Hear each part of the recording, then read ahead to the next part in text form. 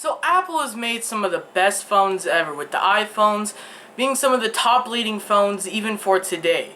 But knowing how expensive they are, can you get an iPhone that does all the brand new features for a good price?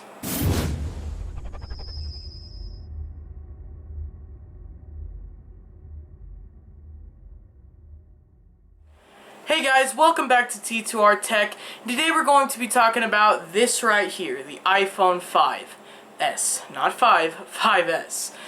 This is actually my personal phone. This is a 5S. It's got an OtterBox communicator case, I believe is what it's called. And I really like it. I think the iPhone 5S was my favorite iPhone, still is. And I'm about to give you guys some of the reasons.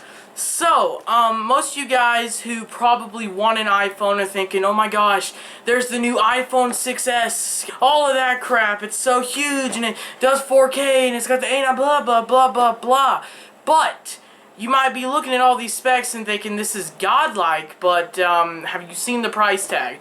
Most of the brand new iPhones, like even the iPhone SE, are freaking expensive. They're around 600 bucks or more is what I saw, and especially if you get a carrier plan and all that, these phones can get pretty expensive. So you might be asking yourself, well, can I get a nice iPhone that isn't fully obsolete, can still do everything that all my friends' phones can do, just like that, but for a great price?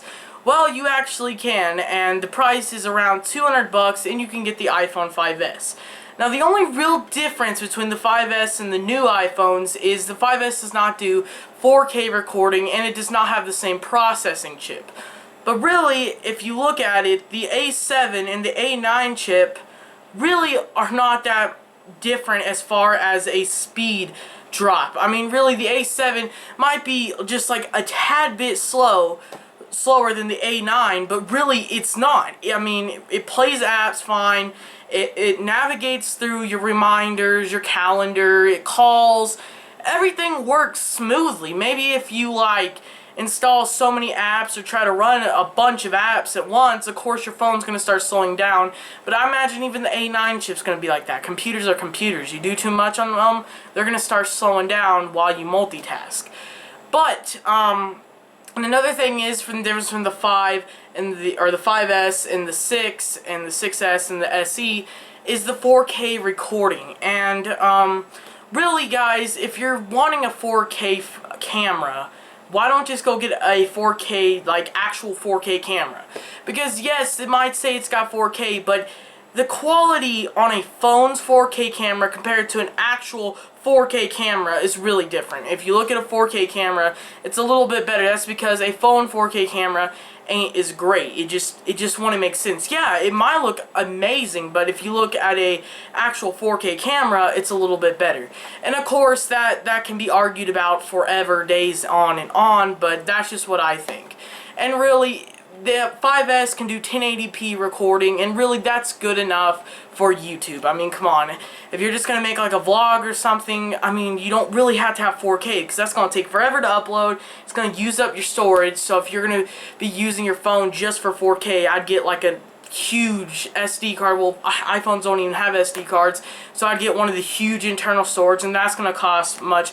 Really, guys, your phone should be used for recording, but you don't really want to record studio recordings even with your phone in the first place. I mean, maybe if you just want to make 4K pictures and stuff of the Grand Canyon, but really, guys, in the conclusion, you really don't, for a good price, if you want an iPhone that can pretty much do everything, but for a great price, I don't really think the camera is a big deal when it comes to that.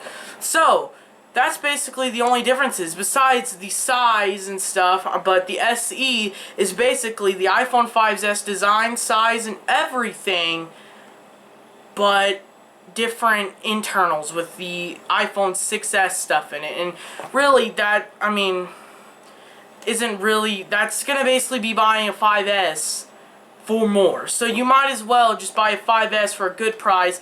And also, guys, is the 5S can run the latest operating system that the 6S and the SE runs. I mean, if it runs the newest operating system, it's not obsolete at all. And if it runs it smooth, I mean, if you go through here, I'll go in here real quick. Look how smooth that is. It goes right through it, right fine. It's not lagging, it's not crashing, and all of that. Because really the iPhone 5S is more powerful than really people think. So I'm running the iOS 9.3 or whatever it was called, and it runs fine. So what does that say? That means the 5S is still powerful, and you can get all the great features of the 6S and SE, except for the camera, for way cheaper, for just around 200 to 300 bucks. I mean, that's amazing. And I know, like, and Apple is so great for supporting their phones and letting them get to the newest OS. Actually, the iPhone 4S can actually get up to iOS 9 now. Like that, like not 9.3, the newest, but like, I think iOS 9.1 or .2. And I'm just thinking to myself, what the heck? The 4S came out like, God, what was it, like 5 years? No, I can't really remember. It came out quite a while ago, and it started out with iOS 6, I believe, and it can run iOS 9. That's freaking amazing. So pretty much, that means Apple makes their phones pretty freaking, like, tough and fast. So, of course, when you upgrade to 9 on a 4S, it's going to be a little bit laggy and slow, but that basically tells you that they're probably going to do the same thing with the 5S. When all the iPhones are running iOS, what, let me see here, iOS 12, if they ever get to there, I imagine the iPhone 5 will be able to run that. Maybe not as fast, but I'm sure it'll still be able to run it somehow. And another thing is, the iPhone 5S might not have the same great screen resolution, but I mean, it still looks good enough. And really, if you're kind of on a budget, and I mean, if you have that much money, buy an iPhone 6, buy an iPhone 6S, buy an SE. That's what you're supposed to do. But if you're like an average human who can't really afford really high-priced phones, get an iPhone 5S for around 200 to 300 bucks and kind of get the same amount of features. Maybe not as close, but very, very close. And of course, if you guys want to argue about this in the comments, go ahead. Correct me if I'm wrong. I would like to know. But just, yeah, guys, put in the comments what you guys think about the iPhone 5S. Put some of your best moments with the 5S. Tell me if it's your favorite phone. Tell me if you might as well save up to get an SE or a 6S than buying a 5S. Let me know all that in the comments, guys. And I also wanted to say thank you for all the support you guys gave me on the GTX 950 video. That was amazing, guys. My first video for this channel, and you guys already gave me 800 views. I'm like astonished.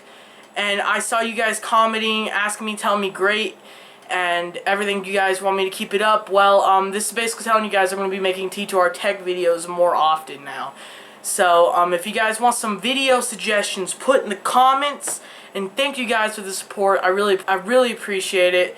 So, yeah, guys, we'll see you in the next one.